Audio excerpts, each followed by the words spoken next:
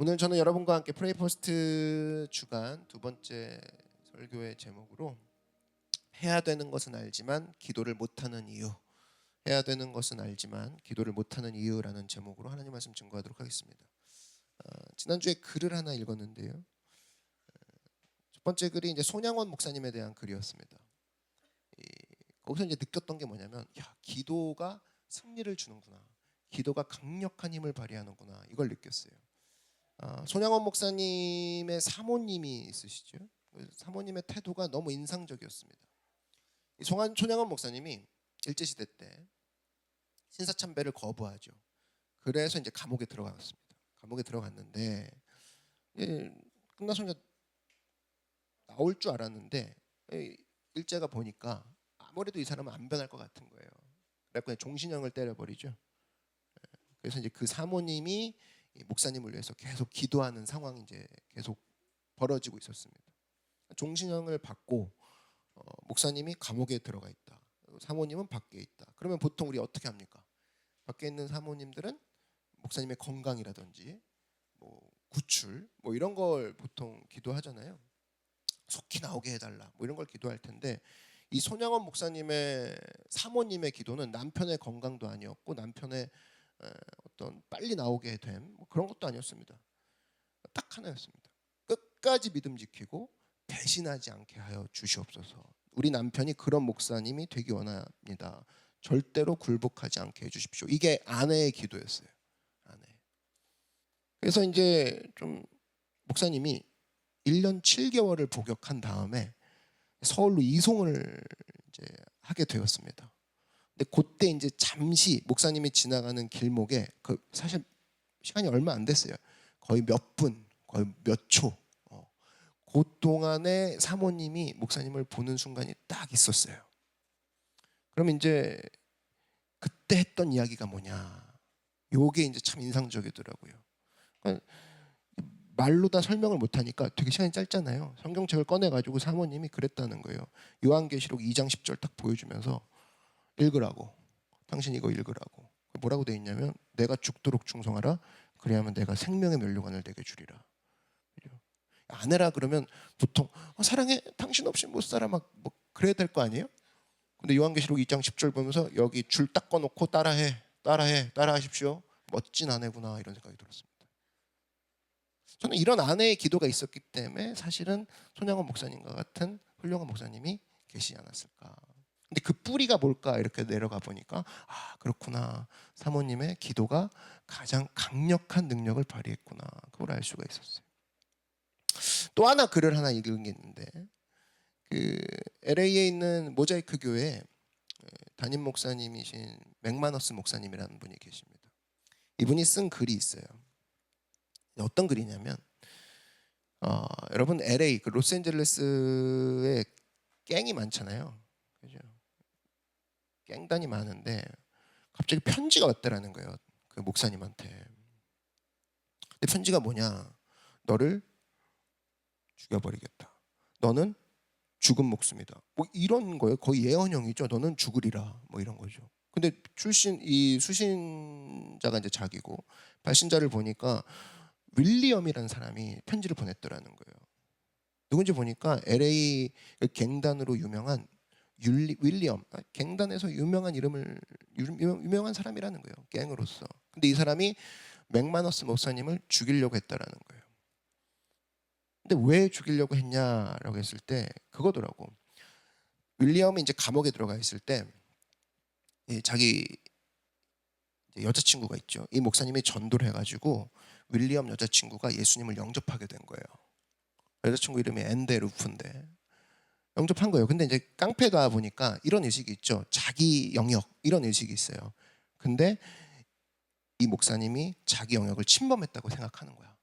내 여자를 건드렸어? 너 나가면 죽여버리겠다, 이거죠.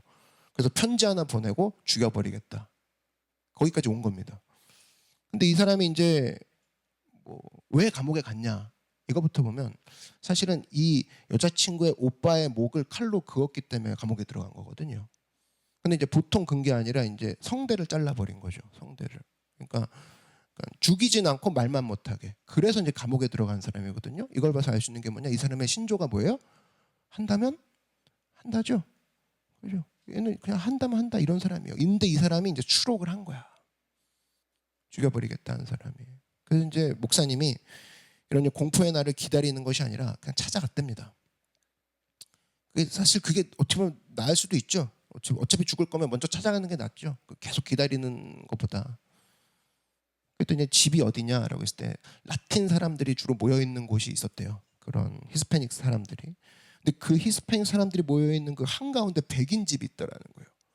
목사님이 가가지고 물어봤답니다. 하도 이제 길을 찾아가면서. 근데 다 알고 있더라는 거야. 그럴 수밖에 없는 게 히스패닉 사람들이 모여 있는데 그 한가운데 딱 백인 한 명이 살고 있는데 사람들이 어떻게 소개하냐면 그 사람 칼잡이 윌리엄 이렇게 소개하더라는 거예요. 별명 자체가 칼잡이 윌리엄이에요. 거기서부터 이제 이 사람의 그 명성을 알 수가 있죠. 딱 들어갔어요. 목사님이 딱 들어갔는데 벌써 이제 주변에 많은 사람들이 깡패죠. 근데 이제 쭉 있더니만 딱 들어가니까 하나둘씩 나가더니 커튼이 뒤로 싹 내려가더라는 거예요. 누구만 남은 거예요? 자기랑 윌리엄만. 어떤 느낌인지 아시겠죠? 대강 공포 분위기인 거예요. 거기서부터 이제 분위기가 험악한 건데 갑자기 윌리엄이 딱 칼을 꺼대더니만 목사님 얼굴에 딱 갖다 대더라는 거예요. 딱 갖다 대고 야 내가 이 칼로 그놈의 목을 베었어. 경찰도 이 칼을 찾지 못했지. 그랬다는 거예요. 근데 이 목사님이 이제 갑자기 그런 생각이 든 거예요. 야 드디어 이 사람이 내 목을 긋는구나. 드디어 내 목을 긋는구나. 그러면서 윌리엄이 마지막에 야 그래 이제 너의 성된 마지막인데 마지막으로 할 말 나한테 한번 얘기해봐라. 딱 했다는 거예요. 사실 되게 급박한 상황인 거죠. 이 사람이 이제 성대만 딱 이제 그 회 뜨듯이 이제 딱 드러내는 사람이거든요. 그러니까 그걸 알고 왔으니까 목사님이 이제 그런 상황에서 당연하죠. 무슨 말을 해야 될지 생각이 안 나는 거야. 무슨 마지막 말을 하라는데 무슨 말 할지 생각이 안 나는 거예요. 자기가 전날 그 전날 여기를 와야 되니까 엄청나게 기도하고 갔는데 자기도 모르게 입술에서 뭐가 터져 나갔느냐, 어떤 말이 나갔느냐, 윌리엄, 이 칼이 당신을 지옥으로 떨어뜨릴 거예요. 이 얘기를 탁 나오더라는 거예요. 근데 그 얘기를 듣던 윌리엄이 깜짝 놀라는 거죠. 야, 자기한테 이렇게 얘기한 사람이 한 번도 없었는데 이렇게 얘기를 하다니 막 당황해가지고 얘가 분위기 파악을 못하나 약간 이런 분위기인 거예요. 근데 웃긴 건 목사님이 더 놀랬다는 거죠. 내가 지금 무슨 말을 한 거지? 내가 왜 이런 얘기를 했지? 이제 끝났구나. 목사님이 생각했다는 거예요. 미쳤구나 내가 스스로. 근데 그 다음에 또 말이 계속 나오더라는 거예요. 안 멈추고. 윌리엄 당신 스스로는 강하다고 생각하지. 그러나 당신은 강하지 않아. 사실은 당신은 강하지 않은 사람이고 감옥에서 나왔다고 생각하지. 그러나 당신은 또 다른 감옥에 지금 갇혀 있는 상황이라고. 이런 얘기를 막 하는 거예요. 이러면서 갑자기 막 설교를 하기 시작했다는 겁니다. 근데 이쯤 되면 윌리엄 같은 성격의 있는 사람은 벌써 그었어야 되는데 너무 신기한 건 듣고 있더라는 거예요. 계속 듣고 있더라는 거예요. 이 사람의 특징이 그런 사람이 아닌데 계속 듣고 있다가 마지막에 다 듣고 나서 무슨 얘기를 했냐. 당신하고 좋은 친구가 되고 싶소. 이런 얘기를 하는 거예요. 목사님한테. 그러면서 당신 건드리면 내가 다 보호해 주겠다고. 그런 얘기를 목사님한테 하더라는 거예요. 그래서 이제 교회는 아직까지 안 나가고 있지만 당신을 내가 보호해 주겠어 하면서 그 자리에서 목숨을 살려주더라는 거예요. 지금까지 어떻게 보면 사실 이 모자이크 교회가 굉장히 험난한 지역까지 전도하는 교회거든요. 이 사람이 후원자가 돼가지고 열심히 교회를 돕고 또 이 목사님과 계속적으로 교제하고 있다는 얘기를 그런 글 가운데 보게 되었습니다. 그러면서 이제 언젠가 이 사람도 믿게 되겠죠. 이렇게 이제 글이 마무리됐어요. 근데 여기서 이제 생각이 나더라고. 이 윌리엄이라는 사람이 그 한순간에 변화될 수 있었던 변화의 시작점을 내디딜 수 있는 그 힘이 뭘까? 바로 목사님의 전날 밤의 기도가 아니었을까 생각이 들었습니다. 그 뿌리가 뭐냐라고 했을 때 기도라는 거죠. 흘러넘치는 기도. 여러분 윌리엄의 칼이 지금 우리 이야기에 나왔지만 사실은 우리는 윌리엄의 칼이 없었을 뿐이지 우리에게도 수많은 칼과 같은 도전이 있지 않습니까? 그죠? 꼴딱꼴딱 넘어가는 그런 마음들이 이 자리에도 분명히 있을 거라고. 그랬을 때 이걸 이길 수 있는 힘은 바로 뭐냐? 그 뿌리는 뭐냐? 기도밖에 없다라는 거예요. 흘러넘치는 기도 말고는 이것을 벗어나고 이겨낼 수 있는 것은 아무것도 없다. 오늘 겟세마네 동산의 기도 이야기죠. 한마디로 예수님의 죽음의 위기, 예수님의 목에 칼이 들어온 위기라는 겁니다. 이랬을 때 이 앞장을 보면은 베드로가 어떤 식의 메소드를 갖고 오냐면 솔루션을 칼 2개를 준비하죠. 다른 성경 보면 칼 2개를 준비해서 예수님 건들면 제가 다 막아드리겠습니다. 막 호언장담합니다. 근데 예수님이 지금 이 겟세마네 동산의 기도를 통해서 보여주는 건 뭐냐면 야 그런 준비 가지고는 십자가를 절대로 질 수 없단다. 그런 준비 가지고는 십자가라는 사명을 네가 감당할 수 없어. 너는 그 칼로는 못 막아. 그런 도전은 이런 얘기를 하고 있는 거죠. 그 예수님께서 겟세마네 동산을 통해서 보여주는 건 뭐냐면 진정으로 너의 사명을 다하고 제대로 준비하기 위해서 필요한 건 뭐냐? 칼 2개가 아니라 흘러넘치는 기도 말고는 없다라는 거예요. 그게 얘기하시는 핵심이라는 겁니다. 오늘 그 예수님의 접근들 우리가 놓치지 않고 가길 원해요. 여러분 지금 칼이 목에 들어온 것처럼 도전을 받고 있을 때 위협을 받고 있을 때 내가 준비한 건 뭐냐? 더 큰 칼을 준비해야 되냐? 아니라는 겁니다. 기도 말고는 승리할 수 없다라는 거. 여러분 그래서 여러분 눈앞에 있는 모든 도전들을 기도로 이겨버리는 믿음으로 충만한 여러분 되길 주의 이름으로 축원합니다. 그럼 이제 오늘 제가 관심을 갖는 건 그거예요. 기도가 이렇게 중요하고 이렇게 능력 있는데 이걸 알매도 불구하고 사람들이 기도하지 않는 이유는 뭘까? 프레이 퍼스트 기간이 중요한 건 알고 있는데 기도하지 않는 이유는 뭘까? 제자들로 따지면 왜 제자들은 실패했을까? 요거를 3가지로 한번 정리해 보겠습니다. 자, 첫 번째, 기도하지 않는 이유는 뭐냐? 고난이 주는 무게가 너무 크기 때문에 그래요. 오늘 40절 한번 보시면 이런 얘기 나오죠. 다시 오사 보신즉 그들이 자니 이는 그들의 눈이 심히 피곤함이라 그들이 예수께 무엇으로 대답할 줄 알지 못하더라. 다시 오사 보신즉 저희가 자니 이는 저희 눈이 심히 피곤함이라. 왜 이렇게 피곤할까? 이유는 딱 하나, 고난이 생각보다 너무 크거든요. 너무 큰 고난이라는 거예요.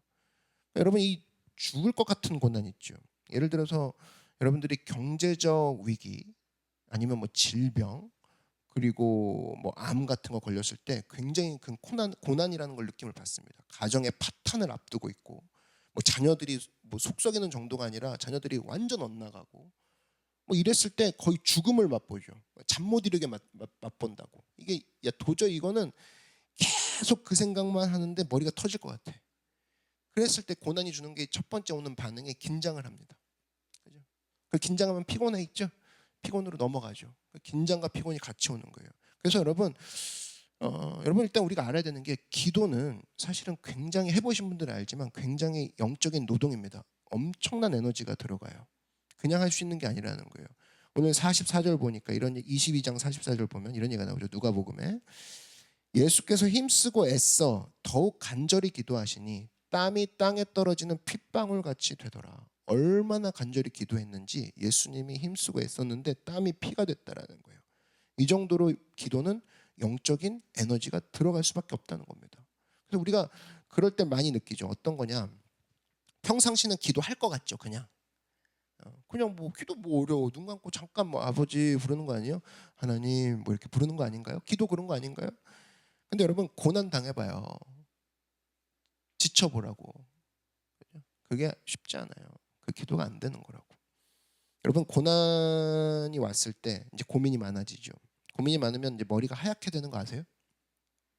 머리가 하얗게 샌다고. 예를 들면 뭐 이렇게 머리가 새까맣던 사람들이 오랜만에 봤는데 머리가 하얘졌어. 그럼 지독한 고민이 있을 때 머리가 갑자기 하얘지는 거 종종 보시죠? 그죠? 그만큼 에너지가 들어가는 거거든요. 그래서 그거 아세요, 여러분? 진짜 할머니들 약간 이제 치매로 이제 고생하시고 누워 계시다 보면은 흰머리가 새까만 머리가 나오더라는 거예요. 예. 평상시엔 너무 생각을 많이 했는데 그러니까 생각을 안 하고 생각이 없게 되면 검은 머리가 나오게 되더라는 거예요. 그 얘기는 사실은 뭐냐? 머리카락이 나이가 들어도 무성하거나 아니면 계속 까맣거나 그럼 둘 중에 하나죠. 생각이 없거나 믿음이 진짜 좋거나.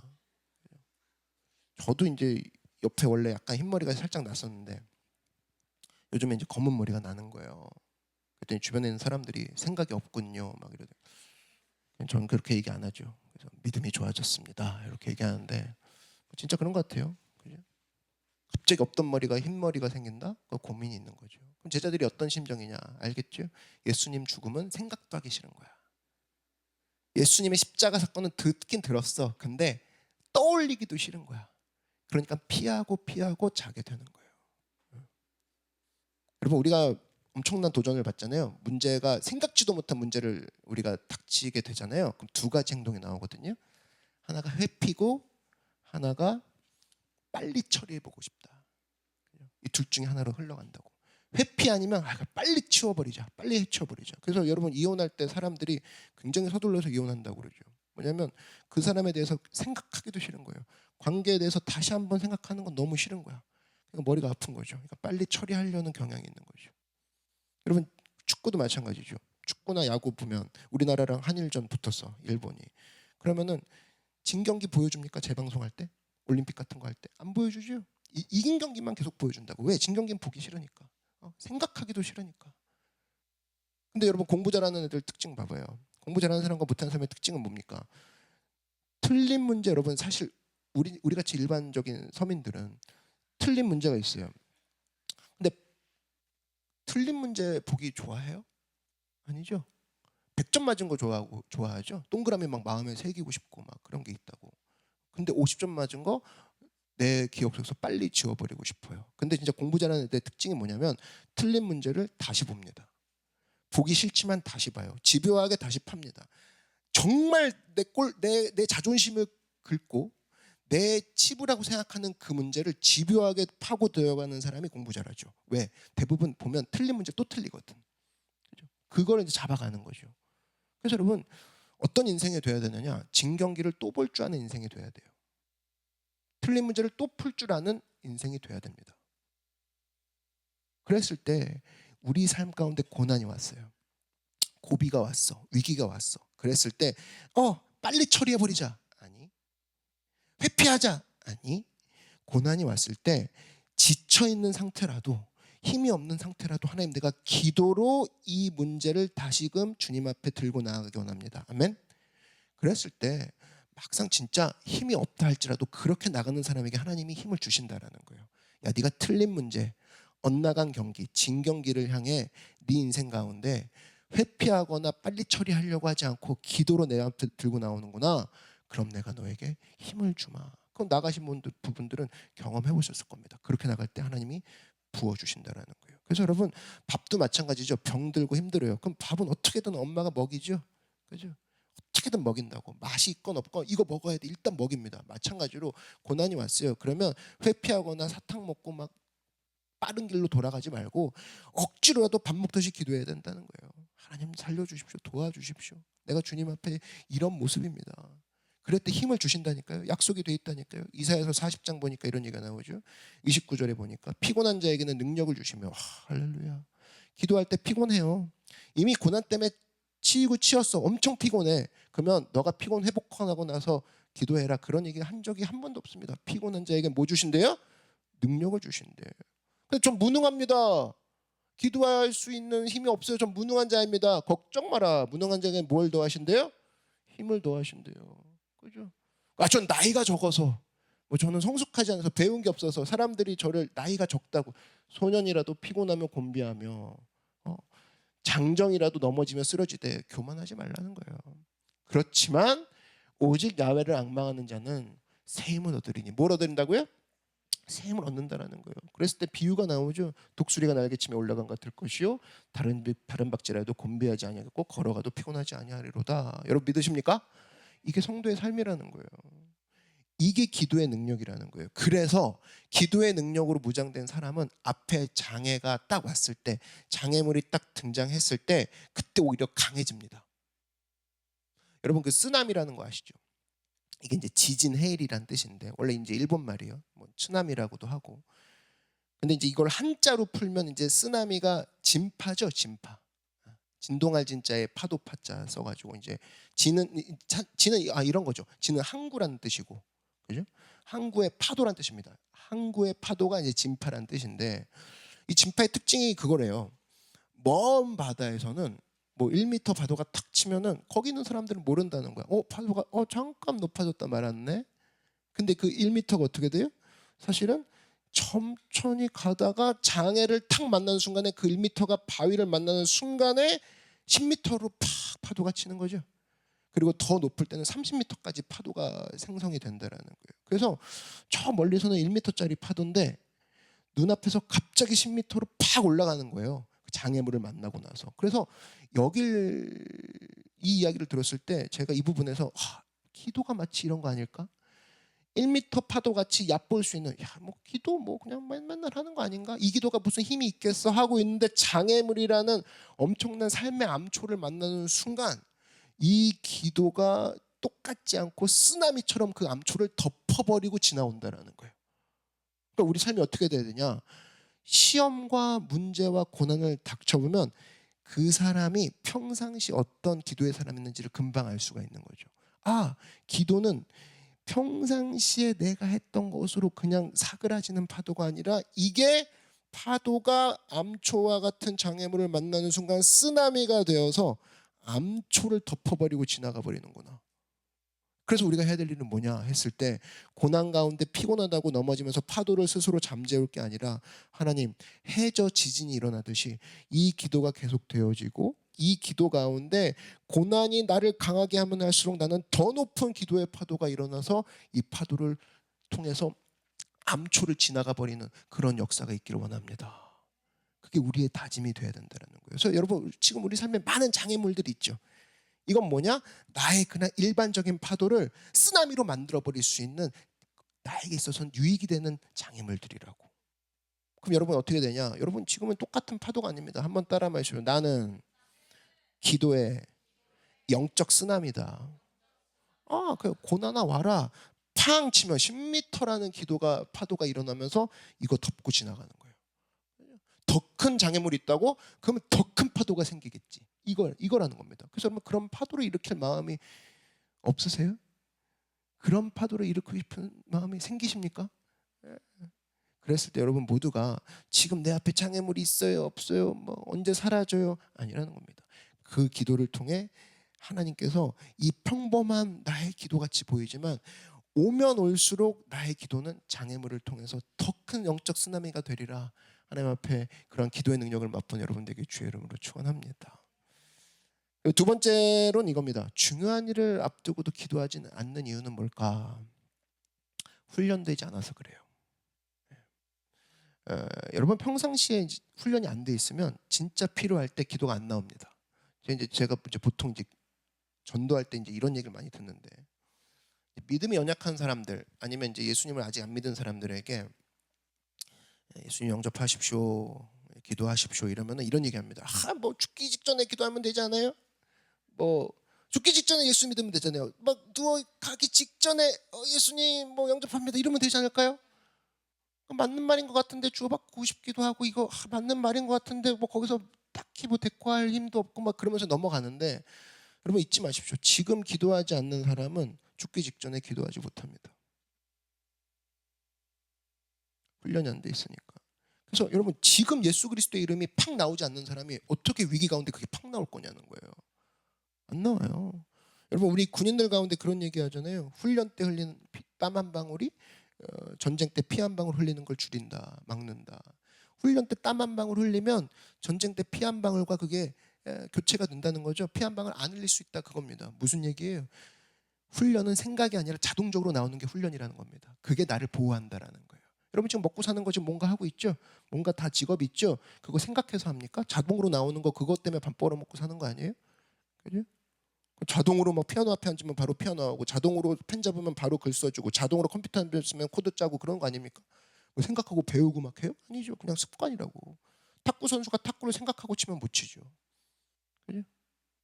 예수님께서는 기도의 훈련이 되신 분이십니다. 그게 어디 나오냐? 누가복음 22장 39절에 보니까 이런 얘기가 나오죠. 예수께서 나가사 습관을 따라 감난산에 가시니 제자들도 따라갔더니 예수님이 뭘 따라갔대요? 습관 따라갔대요. 습관. 그러니까 별 생각 없이 할 수 있는 게 습관이죠. 생각하지 않고 바로 가는 게 습관이라는 거예요. 기도가 그렇게 돼야 된다는 겁니다. 그래서 여러분 승리하는 인생의 특징이 뭐냐면 좋은 것은 다 습관으로 만들어버리는 사람. 이 사람이 진짜 지혜로운 청년이죠. 좋은 건 다 습관으로 만들어버리자. 그래서 여러분 뭐 이런 거죠. 아침에 일어나는 거 습관이 됐어요? 그럼 그냥 좋은 것으로 만들어 버리세요. 메모하는 게 좀 습관이 되고 있습니까? 메모라는 게 좋은 것 같아요? 아직 메모는 안 하지만 메모하는 게 좋은 것 같아? 그럼 바로 습관으로 만들어 버리라고. 좋은 건 다 습관으로 만들어 버리라고. 감사 좋아 보여요? 그럼 좋은 거 바로 습관으로 만들어 버리라고. 습관으로 만들 때 힘이 있다니까요. 요게 사실은 20대 때 다 끝냈어야 되는 일이라고. 그렇게 해놓으면 30대, 40대 다가오는 그때 당면한 문제들, 웬만한 그런 새롭게 다가오는 문제들은 응정만 하면 되는 거거든요. 이미 습관이 형성돼 있기 때문에. 근데 습관 문제가 해결 안 되면 40대, 50대 돼서도 담배 끊느라 고생해, 술 끊느라 고생해. 아침에 못 일어나서 그거 갖고 싸우고 있어. 40대가 됐는데. 힘든 인생인 거죠. 참 험난한 인생이죠. 왜? 20대 때 남들은 벌써 해결한 문제를 가지고 얘는 습관 가지고 씨름하고 있어. 사실은 험난한 거죠. 아무리 좋은 설교, 아무리 좋은 사명, 아무리 좋은 비전, 아무리 좋은 세미나를 갔어도 습관이 안 변하면 아무것도 안 된다는 겁니다. 일찍 파악하고 들어가야죠. 훈련되어진 것만 나의 무기가 된다는 거예요. 그랬을 때 자기 자신을 너무 믿지 말라는 거예요. 나는 뭐 급하면 기도하게 돼? 급하면 누가 못합니까? 그리고 더 슬픈 소식은 급하면 기도가 안 나온다니까요. 평소에 안 해본 사람은. 그렇지 않겠어요? 기도도 마찬가지입니다. 여러분 기도도 사실은 아무 때나 기도하는 사람들은 기도 못합니다. 아무 때나 기도하는 사람들. 정해놓고 해야죠. 여러분 지금 꾸준히 하고 있는 거, 발전 있는 건 꾸준히 하고 있는 거 가만히 봐봐요. 여러분들이 습관적으로 하고 있는 것만 발전되고 있지 않습니까? 운동이든 뭐 러닝이든 뭐 배우는 거든 습관적으로 하잖아요. 누가 싫든 말든 난 이건 뭐 무조건 해. 이런 어떤 뭐 자기만의 그런 건조가 있잖아요. 근데 그것만 열매 있는 거잖아. 근데 내가 기도가 발전되게 원합니다. 기도가 기도의 사람이 되게 원합니다. 근데 왜 기도에는 전혀 습관의 장치를 걸어놓지 않느냐는 거예요. 예수님이 오죽하면 예수님은 습관을 따라. 그렇죠? 예수님이 습관을 따라갈 게 뭐가 있어요? 우리 생각으로 따지면 하나님이신데. 근데 그분이 습관을 따라라는 명시를 해준 건 너희 못 따라가고 있느냐? 너희 습관 따라가고 있느냐? 그랬을 때 이걸 보고 베드로가 변화되는 장면이 사도행전에 나오죠. 사도행전 3장 1절 보니까 이런 얘기가 나옵니다. 베드로가 이제 변화가 돼요. 맨날 이제 예수님 앞에서 칼 들고 설치던 애인데 어떻게 변화됐냐? 제9시 기도 시간에 베드로와 요한이 성전에 올라가 있어요. 그죠? 여기서 알 수 있는 우리가 단서가 뭐예요? 베드로와 요한은 기도의 시간을 갖고 있었구나. 기도의 시간을 딱 정해놓고 있었구나. 그래서 여러분 우리가 중요한 일을 앞두고도 기도하지 않던 이유 그거를 잊지 마십시오. 그게 뭐냐? 평상시에 내가 습관이 안 돼 있기 때문에 하지 못하는구나. 간단해요. 여러분이 예수님을 안 사랑해서도 아니고 기도의 능력을 안 믿어서도 아니야. 근데 습관적으로 평소에 불평하던 애들은 문제 오면 바로 불평이 나갑니다. 생각하지 않고 바로. 평소에 감사하던 애들은 문제가 오면 바로 감사가 나가죠. 마찬가지라고. 그 여기서 만약 무술하는 사람 그냥 갖다 놓고 하면 바로 맞겠죠. 근데 우리는 뭡니까? 하면 그게 맞죠. 습관이 안 됐어서 그래요. 그거라고. 마음이 없어. 아니 마음은 다 있다니까. 누구나 있어요. 지금 프레이퍼스트 하고 있죠. 프레이퍼스트 왜 하는 겁니까? 이건 훈련하는 거거든요. 새벽에 3주 동안 모닝 줌을 한대요. 교회에서. 그러면 여러분 사실은 교회가 할 때 하는 게 제일 좋은 거예요. 평소에 못하죠. 힘들다고 혼자 잘 못한다고. 그럼 모두가 그 리듬을 탈 때 그때 리듬을 타고 가는 게 제일 쉽고 빠르고 정확하고 안전한 길이에요. 근데 어리석은 인생들은 뭐냐? 남들 다 기도할 때 하는 소리가 이거죠. 말씀을 들어야지 교회가 뭐 이런 거예요. 전부 다 말씀 들을 때 이 사람 무슨 생각이냐? 교회가 기도를 해야지 뭐 이러고 있어요. 그 뭐예요? 영향력이 없는 겁니다. 능력이 없는 거 그냥 혼자 그냥 생각만 많은 거예요. 뭐 쳐다보지도 않겠죠 사람들이. 아쉬운 인생인 거죠. 브레이퍼스트 뭐 하는 거예요? 훈련하는 인생, 훌륭하는 시나리오. 내가 새벽마다 아침마다 일어나는 것을 발동을 삼아서 보통 문제와 연락들은 오전 오후에 다 쏟아지지 않겠습니까? 저녁 때 사람 피곤하게 하는 일들이 몰려들고. 근데 내가 아침에 누구도 방해 안 맞는 시간에 일어나서 6시 반에 내가 프레이퍼스트 참여하겠다. 그게 나의 훈련이 되고 그 훈련이 자동적으로 터져 나오는 걸 나의 무기로 삼아 버리겠다. 3주 동안이면 충분하다. 그때 나의 좋은 습관을 지금 캐치하리라. 그렇게 해서 들고 나가는 게 사실은 굉장히 지혜로운 인생이겠죠. 여러분 제자들의 이런 실수를 다시 한번 반복하지 마십시오. 기도는 습관되어진 사람만, 기도는 훈련되어진 사람만 할 수 있음을 알고 여러분 앞에 프레이퍼스트 또 여러분 삶 가운데 기도의 습관을 정해진 시간을 갖추고 하나님 앞에 훈련으로 습관을 따라 주님 앞에 준비되어지는 기도의 사람 되길 주의 이름으로 축원합니다. 자, 마지막 세 번째로 우리가 중요한 일을 앞두고도 기도하지 않는 이유가 뭐냐? 그룹 가운데에 공동체에 불씨가 없기 때문에 그래요. 자, 예수님이 지금 3명을 데리고 갔어요. 예수님이 십자가 지기 직전에 3명을 데리고 간 이유가 뭐냐라고 했을 때 한 사람이라도 좀 깨어 있어라. 근데 봐요. 3명이 다 잤어요. 이유는 딱 하나라고. 3명 다 잤기 때문이야. 당연한 거 아니에요? 3명이 잔 이유는 3명 다 잤기 때문이야. 왜? 한 명만 깨어 있으면 됐죠. 한 명만 깨서 야 불씨가 돼요. 야 기도하자. 예수님 기도하시는데 요 한 명만 있어도 조는 거를 왔다 갔다 하면서 일어날 수 있었다고. 근데 3명 다 잤다니까요. 셋이 똑같았어요. 어떻게 고르셔도 이렇게 골랐는지. 그래서 3명 다 자죠. 마가복음 14장 37절 보니까 이런 거죠. 돌아오사 제자들이 자는 것을 보시고 베드로에게 말씀하시되 시몬아 자느냐 네가 1시간도 깨어 있을 수 없더냐. 봐봐요. 셋 다 자는 거 제자들이 다죠. 제자들 복수죠. 제자들 복수란 말이야. 근데 제자들에게 말씀하시되 그랬어요? 누구한테 얘기한 거예요? 베드로한테 딱 얘기한 거예요. 이게 무슨 얘기예요? 질문의 의도가 뭐예요? 야 베드로 수제자라며 너 한 사람만 깨어 있어서도 얘들 다 자지 않았어. 불시의 역할을 써야지. 네가 야 사실 뭐 부인하지 않겠다 그런 말 뭐 거창한 말 필요 없고 사실은 네가 부인하지 않겠다. 남들이 다 주님을 부인하도 저는 부인하지 않겠다.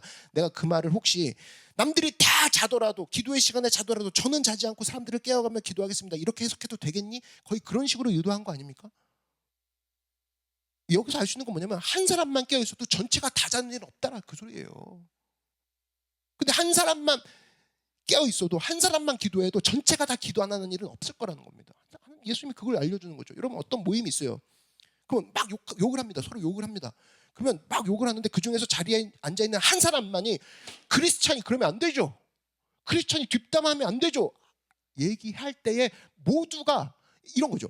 한 사람이 전체를 다 끌고 갈 수는 없어. 100명을. 그렇지만 전체가 잘못된 길로 가는 것을 막을 수는 있죠. 그 한 사람이. 그게 예수님이 원하시는 겁니다. 그래서 여러분 그러기 위해서 우리 인생이 어떻게 되냐? 주도적인 인생이 돼야 된다는 거예요. 사람이 리액션이 있고 액션이 있거든요. 리액션과 액션은 분명히 다르죠.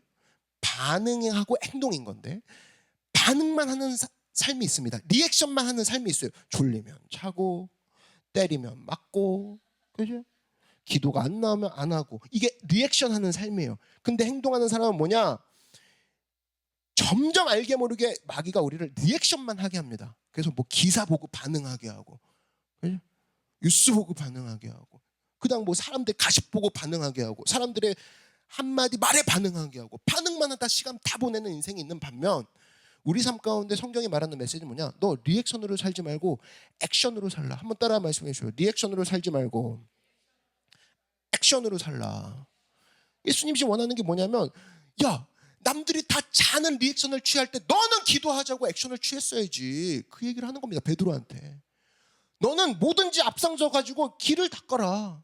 아무도 안 한 일을 먼저 해라. 남들이 낭망하고 있을 때 찬송부터 해라. 아멘. 남들이 다 자고 있을 때 기도하는 한 사람이 되라. 리액션만 하고 살 거야? 리액션만? 이 얘기입니다. 한 사람만 있으면 살려냈는데 그 한 사람이 리액션의 사람이 올라오겠냐는 거예요. 액션 사람이 올라가고 그 사람을 통해서 많은 사람들이 리액션을 다시 리액션의 방향이 바뀌는 거죠. 그럼 나는 지금 어떤 삶에 살고 있냐는 거예요. 맨날 리액션만 합니다. 시간이 그렇게 많아요? 그렇게 막 감정을 퍼다 줄 수 있어요? 그럴 수 없다는 거예요. 왜 중요한 일일 때 기도하지 않느냐? 누구 책임이에요? 딱 하나요. 내 책임이에요. 내가 불시의 역할로 안 서 있고 나는 리액션만 하고 따라다녔기 때문에. 여러분 봐봐요. 우리 주변에 보면은 이런 불평이 있습니다. 저를 어두운 데 세우셨어요. 어두운 데 세우셨다고요. 주님이. 밝은 데가 좀 필요한데 왜 하나님이 어둠 가운데 한 사람을 세우셨을까? 그 생각은 안 해봐요? 어둠 가운데 왜 나를 세워놨을까? 이유는 딱 하나. 등대대라고. 등대 사명이죠 이게. 어두운 바다에 왜 제가 혼자 있나요? 울부짖을 시간에 네 밑에 가만히 봐라. 너 스위치 하나 있지. 탁 올렸더니 등대가 되는 거야. 근데 그걸 발견 못해가지고 왜 저는 이런 사람들 사이에 껴있을까요? 왜 저는 어려운 환경에만 저는 있을까요? 주님 저 미워하시나요? 이러고만 있다 진짜. 저를 왜 고요한 바다 가운데 침묵의 바다 가운데 암흑의 바다 가운데 주셨나요? 근데 하나님이 야 네가 불만 키면 돼. 그럼 많은 사람들이 너를 향해 돌아올 거야. 거기까지 못 가는 이유가 뭐냐면 자기가 불씨라고 생각 안 해서 그렇습니다. 그 기회를 나중에 알죠. 나중에 나중에 나이 들어가지고 나중에 천국 가가지고 알죠. 막 그죠? 야 너 내가 굴려보냈잖아. 바다 한가운데로 등대라는 사명.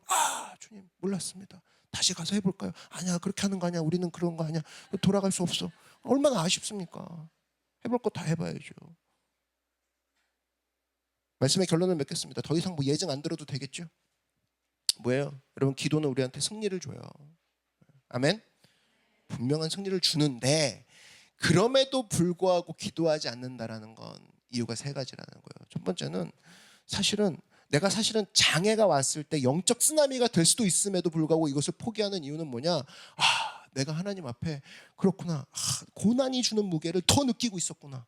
하나님의 영광의 무게, 하나님의 능력의 무게가 그 고난을 눌러버리고 오히려 파도의 무게가 사실은 암초가 아무리 세봤자 파도의 무게보다 크겠어요? 맞지 않아요? 파도의 무게가 더 큰데 이 파도의 무게, 기도의 파도의 무게를 밀고 나가서 내가 장애물 만났을 때 더 큰 영적 쓰나미가 되리라. 고난의 무게 눌리지 않겠다. 이것이 우리의 다짐이 돼야 될 것이고, 또 하나는 하나님, 내가 고난 가운데 기도하지 못했던 이유가 훈련이 안 돼서입니다. 다른 거는 많은 것을 훈련하면서 내가 그걸 지키고 뭐 안 먹고 뭐 지키고 준비하고 다 하는데, 내가 기도를 위해서, 습관을 위해서 내가 짰던 나의 플랜이 있습니까? 스스로에게 물어보라고요. 습관이 안 된 건 살 수가 없습니다. 프레이퍼스는 그냥 이벤트로 끝날걸요? 교회가 하겠지 뭐 3주 그냥 뭐 4주째 그냥 슬쩍 나타나면 돼. 아니, 그거는 여러분 손해라니까요. 습관을 지금 만들 수 있는 기회라는 겁니다. 지금이 내가 습관을 따라 내가 새벽에 습관을 기르고 훈련되지 않으면 진짜 중요할 때 기도를 써먹지 못하는구나. 하나님 앞에 그런 모습으로 사용해줘야 될 것이고, 마지막, 내가 리액션으로 살 게 아니라 기도의 불씨가 되어서, 그리고 기도의 등대가 되어서 아무도 기도 안 합니다. 불평하고 왜 쟤는 기도 안 하고 저는 기도 안 하고 저기 기도 안 하네요. 그게 아니라 내가 먼저 기도하겠다. 아멘? 쟤도 찬양 안 하네요. 쟤는 손 안 드네요. 기도할 때 아무도 손 안 들어요. 뭐 다 같이 여러분만 부를 수 있다면 다 조용한데 저만 불러도 될까요? 아니야, 너가 들기 시작하고 네가 얘기하고 네가 점프하기 시작하고 네가 부르시기 시작하고 네가 통성 기도하기 시작하면 너를 시작으로 많은 사람들이 리액션의 대상이 바뀔 거고 하나님께 돌아올 것이다. 그게 바로 복음의 전령들 아닙니까? 맞습니까? 그게 우리에게 주어진 임무라는 거예요. 그랬을 때 우리 삶 가운데 주님, 내가 기도하지 않는 이유를 이제 알았습니다. 그러나 이제 나의 힘으로 할 수 없사오니 성령님 나를 붙잡아 주시고 훈련되게 하시고 고난의 무게 가운데 짓눌리지 않게 하시고 기도의 불씨가 되어서 사람 살리는 믿음의 하나님의 예배자들이 되게 하여 주시옵소서. 이런 모습을 선한 우리 모두가 되게 주의 이름으로 축원합니다.